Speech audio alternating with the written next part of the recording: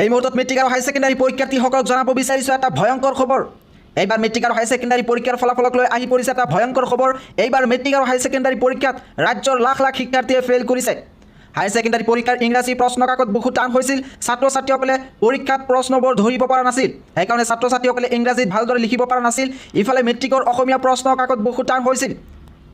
Matric পৰীক্ষাৰ প্ৰশ্ন কাকত বাৰে বাৰে ফাদিল হোৱাৰ বাবে ছাত্ৰ ছাত্ৰীসকলে পৰীক্ষাত ভালদৰে লিখিব পৰা নাছিল, সেইকাৰণে এই বছৰ লাখ লাখ শিক্ষাৰ্থীয়ে ফেইল কৰিছে।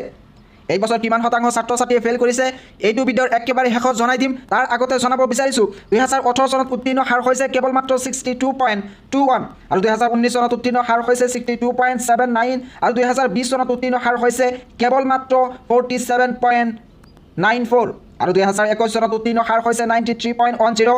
সেই বছৰ উত্তীৰ্ণ হাৰ বহুত বৃদ্ধি হৈছিল, কাৰণ কৰোণাৰ বাবে সকলো ছাত্ৰ ছাত্ৰীক উত্তীৰ্ণ কৰাই দিছিল। ইফালে 2022 চনত উত্তীৰ্ণ হাৰ হৈছে কেৱল মাত্ৰ 56.49, অৰ্থাৎ 100 জন ছাত্ৰ ছাত্ৰীৰ ভিতৰত প্ৰায় 44 জন ছাত্ৰ ছাত্ৰীয়ে ফেইল কৰিছে। ইয়াৰ পৰা অনুমান কৰা হৈছে এই বছৰ মেট্ৰিক আৰু হাই ছেকেণ্ডাৰী পৰীক্ষাত প্ৰায় 50% ছাত্ৰ ছাত্ৰীয়ে ফেইল কৰিব, কাৰণ এই বছৰ ছাত্ৰ ছাত্ৰীসকলে ভালদৰে পঢ়িব পৰা নাছিল। ইফালে ইংৰাজী আৰু অসমীয়াৰ লগতে বহুকেইটা ছাবজেক্টৰ প্ৰশ্ন কাকত বহুত টান হৈছিল, সেইকাৰণে এই বছৰ অনুমান কৰা হৈছে ৰাজ্যৰ লাখ লাখ শিক্ষাৰ্থীয়ে এই বছৰ ফেইল কৰিব।